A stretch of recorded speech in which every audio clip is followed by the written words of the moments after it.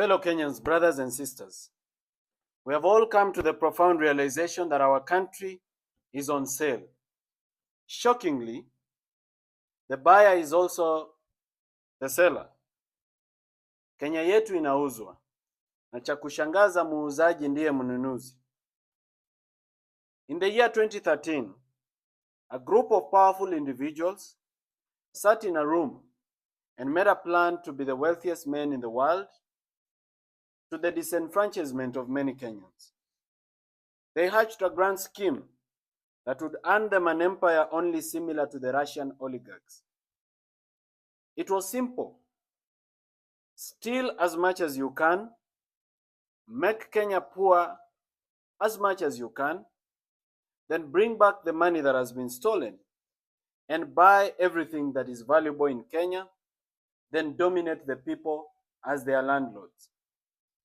However, they had to overcome one obstacle. Kenya had just received a new constitution, which required every shilling of revenue, including money borrowed, to be deposited in the consolidated fund. From there, it would be allocated by Parliament to the recurrent and development expenditure, withdrawals of which would be made with the approval of the Controller of Budget, and the Auditor General would audit it. These individuals decided to cheat the law. They tasked the Honorable Kimani Ichung'wah, then the Chairman of Budget, to table and pass an amendment to the Public Finance Management Act, which will allow them to open government accounts abroad and to even spend abroad.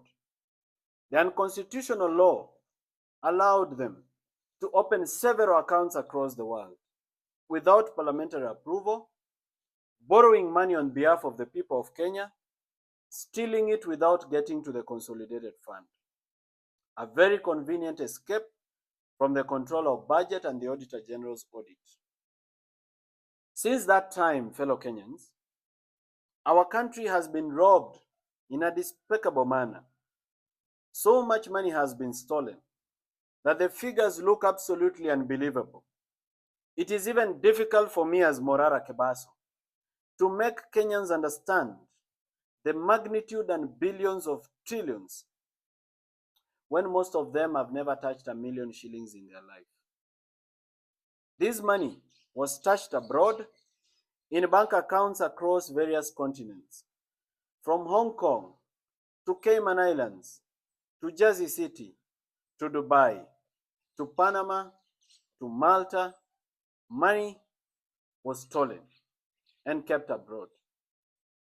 This money was meant for your health care. It was meant for your children's education. It was meant for your own education. It was meant for development projects across the nation that would save Kenya and that would give millions of jobs. And it was stolen with uttermost greed and reckless abandon. Our country has been deliberately made poor. Why? It is because they want to make it cheap for the buyer. State corporations that employ very many Kenyans have been run down to intentionally make losses so that these individuals can justify privatization of these institutions. The hyenas of Kenya have decided they want to eat their own children, and they have accused them of smelling like goats. Unfortunately, the hyenas want to eat everything, including national assets that are sensitive to national security. A case in point is the Jomo Kenyatta International Airport. The Kenyan law does not permit any Kenyan to buy any public asset unless through a very tedious process under the Asset and Disposal Act and many other laws. But here comes a foreigner who has been permitted to own 20% of our airport after a 30-year lease. What a shock! Something that any Kenyan cannot be allowed to do, regardless of how much money they have.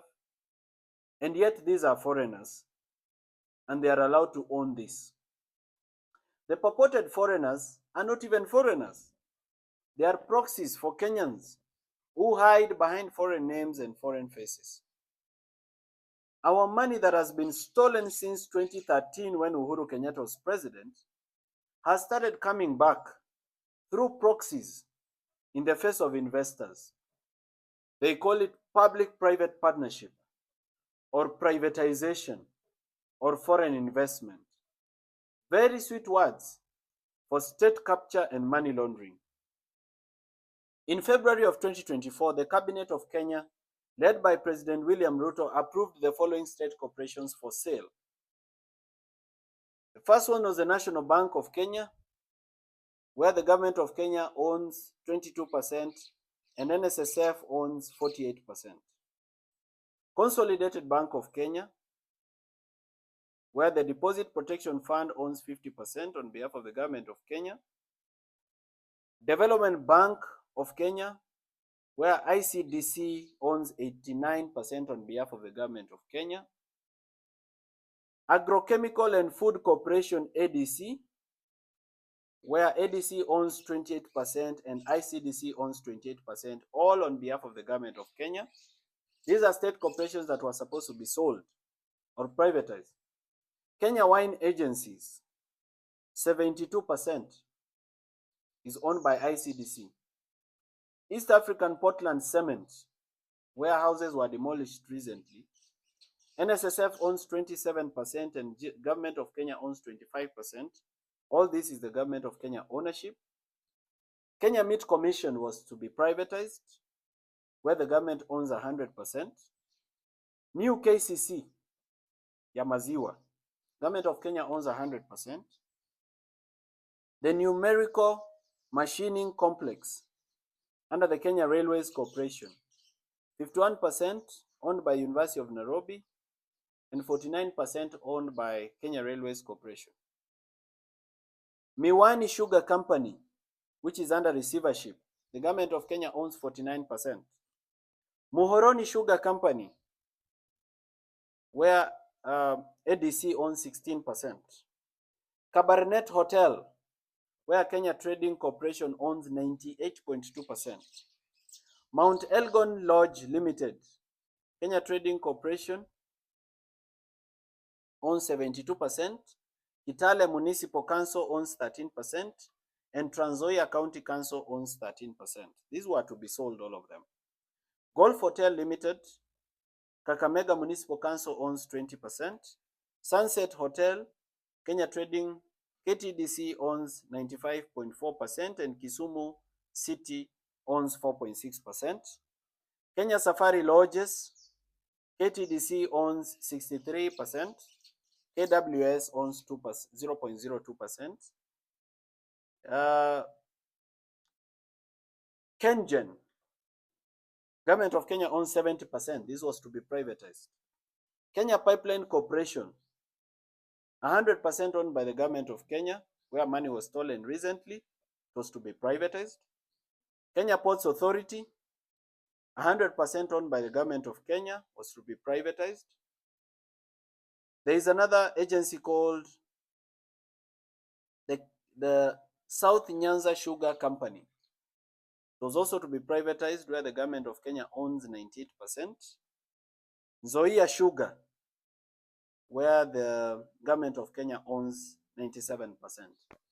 All these are state assets of great value. They employ several Kenyans, but these assets were supposed to be privatized in the name of allowing them to make profit, when they've been intentionally run down and made to make losses, so that the people who've stolen our money can find something to buy. Ladies and gentlemen, you and I know the buyers, and the buyer is also the seller, and the seller is the buyer. The mission for these people is to build empires that can be passed down through their descendants like royal families. But they want to do this by impoverishing and making us all poor. They want to do this all on the backs and in the sweat and tears and blood of dying Kenyans who can barely afford to eat. Today, we stand on ashes. We stand on a broken country that cannot afford basic necessities of life. Our natural resources mined and taken abroad to develop other countries with no benefit to the Kenyan people except corrupt politicians in power. Our gold, our petroleum, our coltan, our gemstones, our titanium, our mica, our diatomite, all gone. Stolen by white people who bribe black people in power because they are too greedy to think of the future of their children. We have become beggars in our own nation. We are so angry and bitter that sometimes we forget and fight amongst ourselves. We have lost any hope in our future. We are in a state of darkness. A thick smoke has engulfed our nation. We are a population which is poor, destitute, and drowning in the tears of sadness. While we continue to cry about the state of our nation, some individuals and their children are living large and enjoying fine things. They have bought helicopters, private jets, rare cars, luxury boats, expensive watches, expensive belts. They have bought holiday homes around the world, and they have invested in building private cities. They have bought our banks. They control the sectors of our life. We cannot move without fueling in a petrol station that is owned by them. They process our food, and we eat their brands. We have become beggars at home. Fellow Kenyans, were we born to be poor, sick, and die? Aren't we entitled to human dignity? Why should we live like slaves at home? People of our nation, we have tolerated mediocrity for far too long.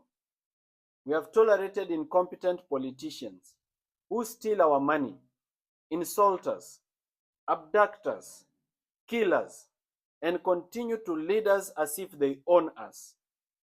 We have become like pieces of furniture in a rich man's house. We need to liberate ourselves. We must set ourselves free from tribalism, corruption, and poor governance. We must liberate our minds. We need a new dream. And the time is now, not tomorrow. As a young man in this nation, I have tried my best to open your eyes. I continue to try every day. I have suffered arbitrary arrest. I have slept in cold police cells. I have been hit by metallic chairs on my head and on my neck. I have been threatened, trolled, and insulted. My privacy has been invaded. I have lost my property. My previously quiet life has been turned upside down into chaos, where every word I utter can be misunderstood and turned back against me in a sharp knife of condemnation. But I still stand tall, and I hold my head high. I refuse to buy fear. I refuse to give up, and I refuse to live like a slave. In my commitment, I have inspired many of you to join me in this journey. Now this is a movement for change. I don't claim to be perfect, but I am passionate. I'm a team leader and a team player at the same time. I believe we can change it. Ninaamini itabadilika. It is time for us to come together. We need to put aside our ego, our personal pride, or self-importance of any kind. We need to reason together as a nation. We have different ideas. Some believe we should create systems and not individuals. I believe we should mentor individuals of integrity to take over systems and institutions. Well, we can disagree to agree. In that conversation, let everyone's voice be heard in silence. Let us not troll and deplatform those who have sacrificed to present themselves for the burden of leadership. Not everyone can lead. Some of us need to follow and support leadership by mentorship, correction, and prayer. Theirs is a journey of sacrifice, a yoke so heavy to bear, but in stride and grace they bear it. On this day, I want to thank those who have stood with me, those who do not know me but defend my reputation on social media, and in gatherings of every kind. Those who fund my activities with their hard-earned money without counting losses. I thank the brave soldiers that fight with me every day. Together we have achieved much. Without political power, we have revived some stalled projects. We have exposed corruption, and in some instances we have prevented it from happening. We are giants. The work we do is superhuman. We should do more of this every day and inspire other Kenyans to also do what they can do in their small ways and big ways. I also thank Kenyans of integrity who have stood with the nation. Notably, I want to recognize the effort of Honorable Kio Mtata, Honorable Richard Onyonka, Honorable Gathoni Wamuchomba, Honorable Jimmy Wanjigi, Eric Omondi, media personalities, content creators like Crazy Kena, musicians who have sung about bad governance like Nonini and Shanky, the Law Society of Kenya, judges, bloggers, spoken word artists like Oeba, YouTubers, TikTokers, Kenyans on X, civil society groups, whistleblowers, and all Kenyans of good intent. If I have not mentioned it, it's not because you're little, but because I may not be able to mention all of you. May you live to see the change that you're fighting for. And may you sacrifice, and may your sacrifice be rewarded in abundance. Now, ladies and gentlemen, the government has learned about your sacrifice and your relentlessness. To divide and conquer you, they have opened several battles. They want to wear you down and scatter you so that you fight different battles in different directions.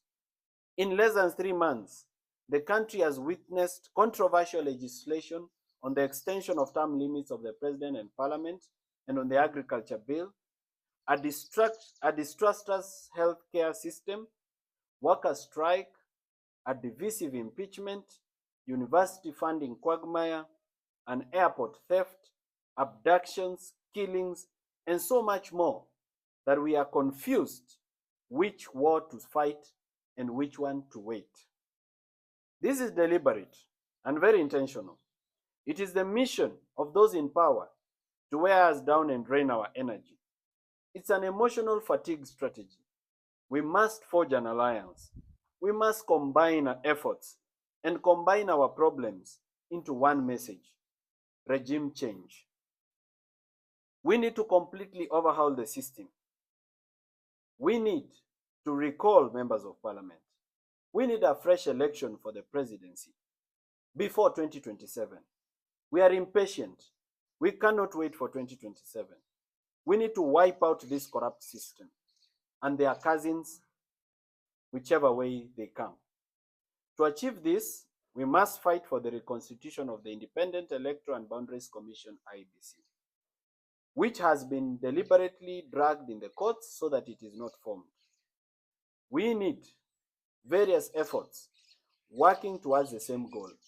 We may not do the same thing, but everybody can do something. Lawyers should file cases. Online activists should whip the masses. Musicians should make music. Journalists should inform the public. And every Kenyan should do whatever they can, including influencing other Kenyans in the mobilization against regime change. It will not be easy, but it will be worth it. And in all things, ninaamini itabadilika. Thank you, and God bless you.